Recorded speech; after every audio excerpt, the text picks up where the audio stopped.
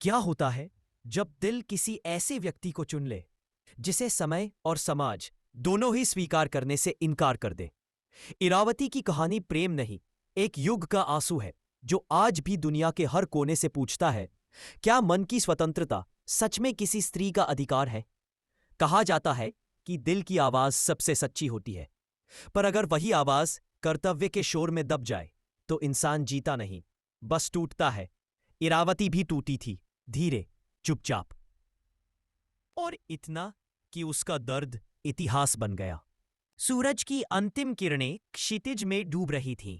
अंबर पर गुलाबी और सुनहरे रंगों की छटा फैली थी। महल की ऊंची ऊंची दीवारों पर यह प्रकाश ऐसे गिर रहा था मानो समय खुद ठहर गया हो। इसी संध्या में नदी के शांत तट पर एक प्रतिमा सी स्त्री बैठी थी, इरावती।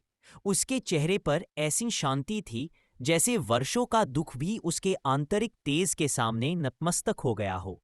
तेज हवा उसके घने केशों को झुला रही थी, पर उसकी आंखें कहीं दूर, बहुत दूर टिकी थीं, मानो वह जीवन की किसी अनकही पहेली में खो गई हो। उसके स्वर में हल्की करुणा थी, करुणा जो प्रेम से जन्मी थी और संघर्ष से पली थी। इरावती केवल राजकन्या नहीं थी, वह अपने राज्य की आत्मा थी। लोग कहते थे राजमहल की दीवारें ठंडी है, पर उनमें गर्माहट अगर कहीं है तो वह इरावती से है। वह नृत्य में प्रवीण थी, संगीत में निपुण थी, कविता उसके हृदय से मरसती थी, पर उसकी सबसे बड़ी शक्ति यह थी कि वह सबको बिना कहे समझ लेती थी। बचपन से ही उसे साधारण जीवन पसंद था, राजसी वैभव, उत्सव, राजनीति, इन सब में उसकी कोई रुचि नहीं थी। एक बार उसने अपनी दासी से कहा था, शाही वस्त्र सुहाते हैं, पर मन को तो वही वस्त्र भाते हैं जो हमें सरल बनाकर रखे। उसकी आत्मा में एक निर्मल पवित्रता थी, मानो वह किसी और युग से आई हो। राज्य में उथल पुथल जारी थी, सीमांत प्रांतों में विद्रोह उठ रहे थे। राजा, मंत्री और सैनिक सभी चिंतित थे। राजदरबार में रणनीतियां बन रही थी। राजा का चेहरा गंभीर था। इसी समय विदेशी राज्यों से दूत और राजकुमार आने लगे। कूटनीति का दौर शुरू था। इनमें से एक था एक शांत, गंभीर, तेजस्वी राजकुमार, अरिंदम। अरिंदम का उद्देश्य था दो राज्यों के बीच शांति की नींव रखना। यह राजनीति का समय था, लेकिन किसे पता था कि इसी राजनीति के बीच एक हृदय का तूफान जन्म लेगा। महल में एक भव्य स्वागत समारोह था। फूलों की महक वातावरण में तैर रही थी, वैदिक मंत्रों की ध्वनि गूंज रही थी। इरावती अपने पिता के निकट खड़ी थी, गंभीर और सौम्य। जब दूतों का समूह भीतर आया, तभी अरिंदम की दृष्टि इरावती से टकराई। एक क्षण, बस एक क्षण, पर वही क्षण नियति का मोड़ था। अरिंदम ने हल्की सी मुस्कान के साथ प्रणाम किया। इरावती का हृदय अनजाने में धड़क उठा। वह पहली बार किसी अपरिचित की मुस्कान में एक अजीब सी अपनापन देख रही थी। उसे लगा यह चेहरा उसने कहीं पहले भी देखा है, जैसे पिछले जन्मों की कोई स्मृति जाग उठी हो। अरिंदम के बारे में राजदरबार में कई बातें चल रही थीं। किसी ने कहा वह युद्ध कला का धनी है, किसी ने कहा वह राजनीति में गहन समझ रखता है, पर इरावती ने उसे अलग ही रूप में देखा। एक ऐसा पुरुष जो अपनी शक्तियों का प्रदर्शन नहीं करता, बल्कि अपने मौन से सबको प्रभावित कर देता था। वह विनम्र था, उसकी आंखों में गहराई थी, एक ऐसी गहराई जिसमें समझ भी थी और दर्द भी। अरिंदम को शोर पसंद नहीं था, वह भीड़ से दूर रहकर समय को शांतिपूर्वक देखना पसंद करता था। इरावती को यह मौन किसी राग की तरह मधुर लगा। एक शाम महल के बगीचे में इरावती वीणा लेकर बैठी थी। चांदनी का उजाला उसके चेहरे पर पड़ रहा था। वह एक पुराना राग छेड़ रही थी, धीमा, सौम्य और मन को भिगो देने वाला। अरिंदम दूर खड़ा सुन रहा था। संगीत समाप्त हुआ तो वह बढ़कर बोला, आपके संगीत में दर्द भी है और दया भी। क्या मन में कोई बोझ है? इरावती हल्का सा मुस्कुराई। मन का बोझ संगीत में उतर जाए तो वह बोझ नहीं, प्रार्थना बन जाता है। अरिंदम उसकी बातों से प्रभावित हुआ। दोनों कुछ देर मौन बैठे रहे। फिर धीरे धीरे संवाद शुरू हुआ, पहले कला पर, फिर जीवन पर और फिर मन पर। दोनों को पता नहीं चला कि कब रात गहरा गई। वहीं से एक निस्तब्ध और पवित्र संबंध जन्म ले चुका था। नदी ने अचानक अपना असली स्वभाव दिखा दिया। लहरें ऊंची होकर आसमान को छूने लगी। जंगल की पत्तियां तेज हवा में कांप उठीं। आकाश काला हो गया और बिजली की पतली चोटें जल की सतह पर नृत्य करने लगीं। इरावती का स्वर पहले से ज्यादा गूंजदार था। मैं केवल नदी नहीं हूं, मैं प्रकृति की वह शक्ति हूं जिसे तुम मनुष्य कभी पूरी तरह समझ नहीं पाए। यह वह पल था जब युवक ने जाना, उसकी आंखों के सामने साधारण दुनिया नहीं, किसी विराट शक्ति का खुला रूप खड़ा है। युवक के पैरों में जान नहीं बची। वह कांपते हुए घुटनों के बल गिर पड़ा। उसने दोनों हाथ जोड़ लिए। मैंने तुम्हें गलत समझा, मुझे क्षमा करो। उसकी आवाज पानी में डूबती सी सुनाई दी। इरावती ने उसकी ओर देखा। उसकी आंखों में क्रोध नहीं, बल्कि एक अजीब सी करुणा झलक रही थी। युवक का यह समर्पण उसकी आत्मा की सच्चाई थी, जो कोई नहीं जानता था। वह यह कि इरावती भी मनुष्यों की तरह दुख महसूस करती है।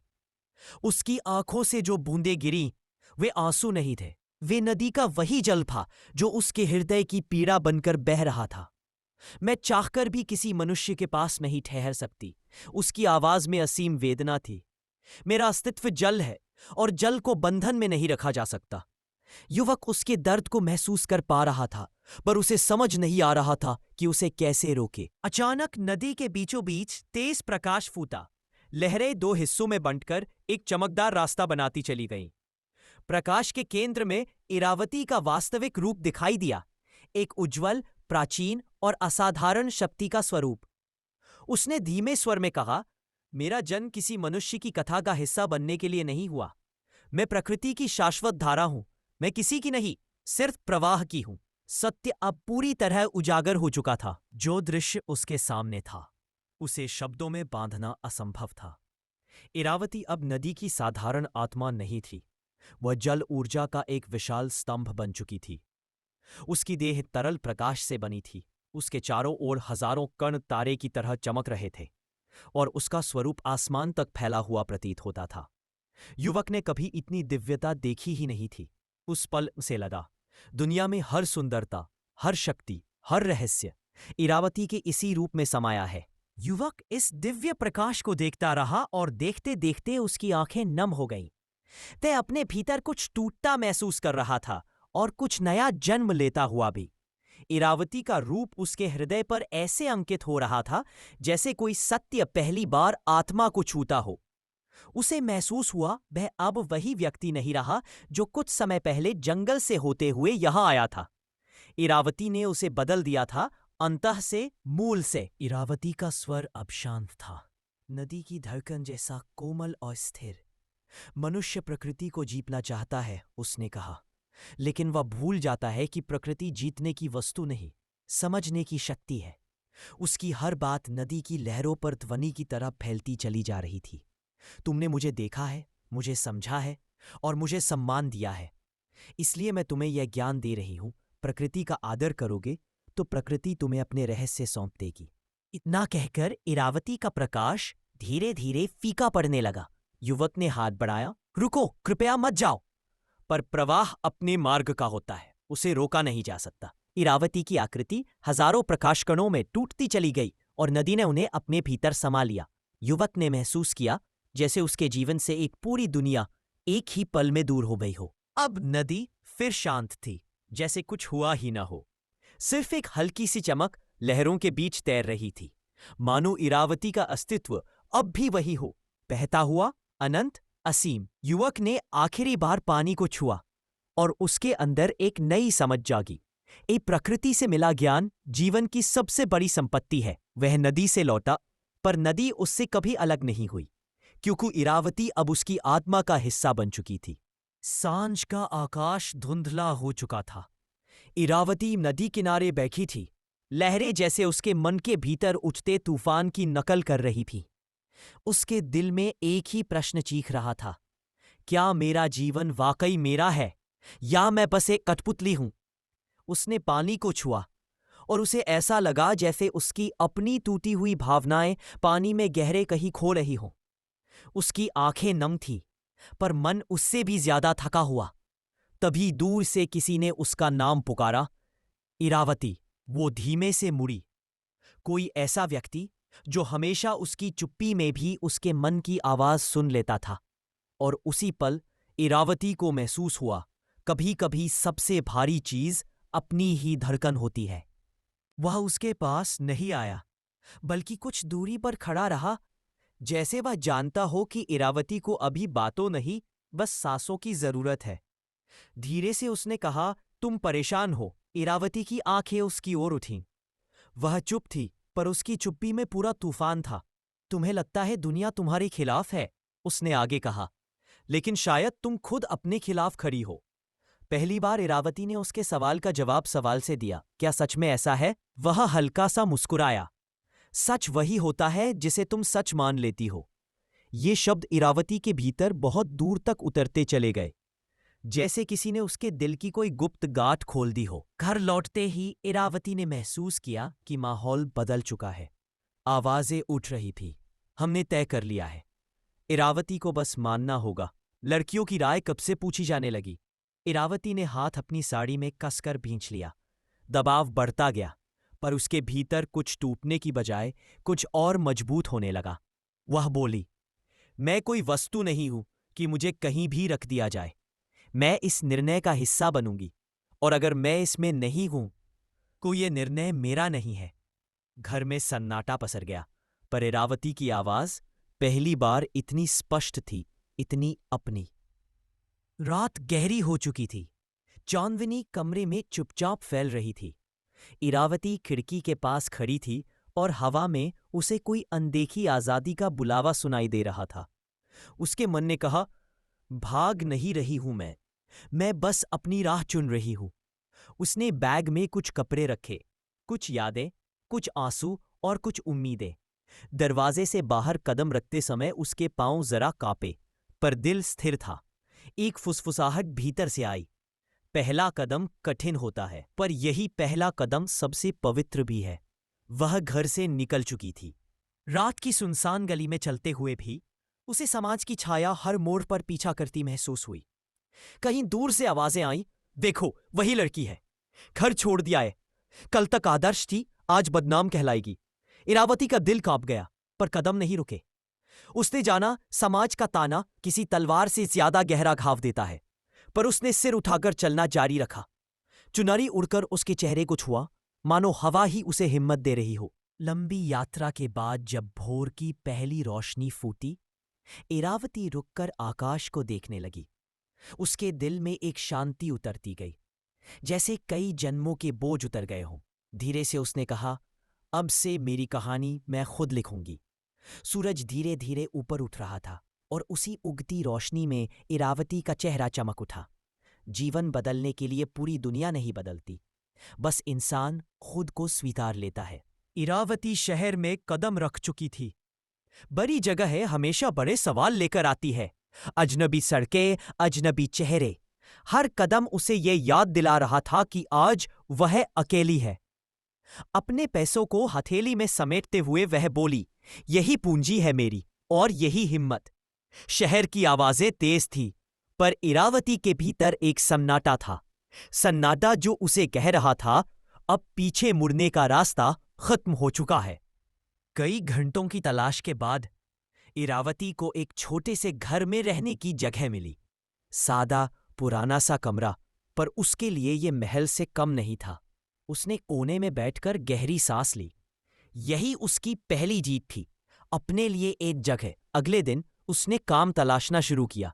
दफ्तर से दफ्तर, दुकान से दुकान, हर जगह एक ही सवाल, अनुभव है?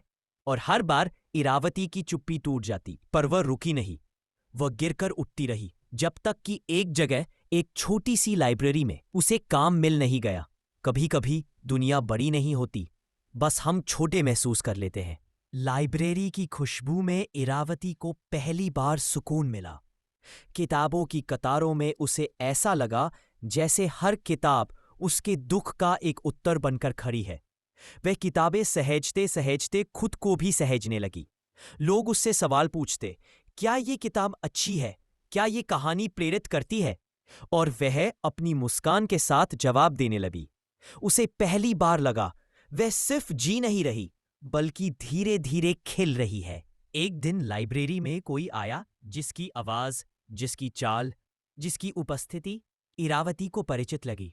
वह वही व्यक्ति था जो एक समय उसकी चुप्पी को पढ़ लेता था। वह आवाज, सब याद आ गया।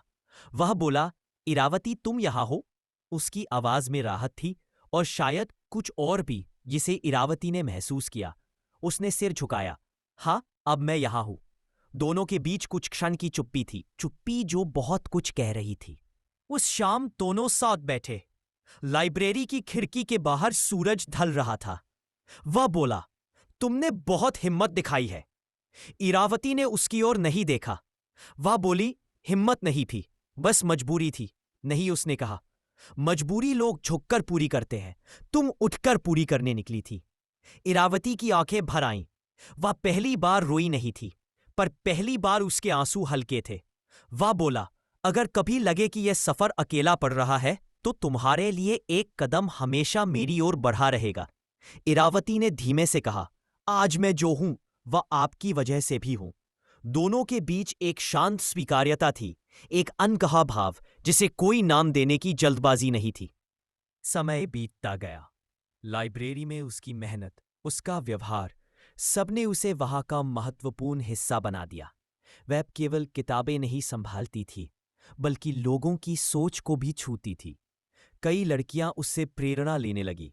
कोई कहती आपकी कहानी सुनकर हिम्मत मिलती है, कोई कहती आप जैसी बनना है। इरावती के लिए यह उसके जीवन की सबसे बड़ी उपलब्धि थी, किसी और के हृदय में रोशनी बनना। उसने महसूस किया, दुनिया बदलनी जरूरी नहीं, बस खुद को बदलना भी बहुत बड़ा बदलाव है। एक दिन वही नदी, वही सांझ, वही हवा। इरावती फिर उस किनारे गई, लेकिन इस बार उसके पैरों में डर नहीं था। उसकी हथेलियां कांप नहीं रही थीं। उस चेहरे पर दबी हुई उदासी नहीं, बल्कि खुली हुई रोशनी थी। वह बोली, आज मैं वही हूं जो उस दिन होना चाहती थी।